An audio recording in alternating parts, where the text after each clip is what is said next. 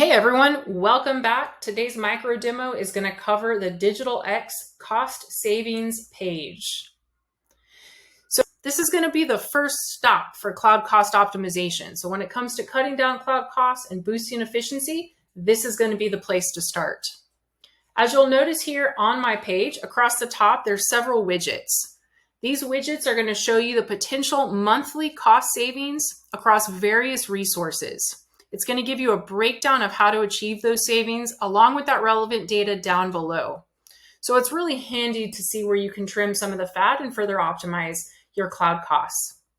The first widget here is going to show you orphan resources. You'll notice when I click on that, the table below is automatically going to filter for these specific cost savings recommendations. Orphan resource recommendations are going to highlight those resources that aren't linked to anything and that are just costing you money. Things like disks being unattached, public IP addresses being unattached, EC2 volumes being unused, so on and so forth. Moving on to idle resources.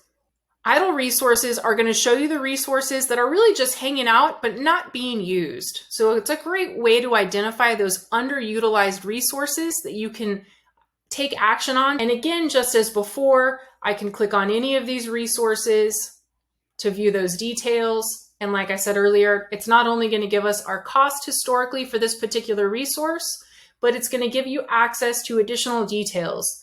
This happens to be a virtual machine, so I'm actually going to have access to view all of the metrics that you see here. And I can view these by daily or by hourly particular item. Moving on to right size resources. The right size resource recommendations are going to show all of your underutilized resources. So these are really resources that are not being used to their full potential. And last but not least are commitments, savings plans, and reserved instances.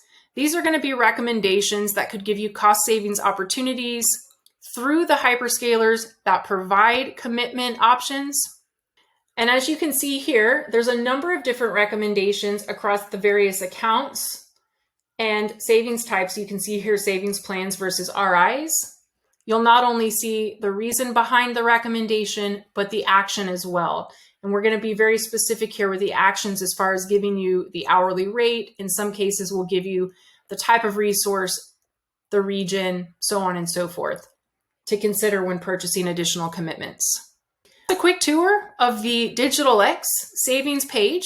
It's packed with tools, features, and functionality to help you manage costs and optimize resources effortlessly. So give it a try and see how much you can save.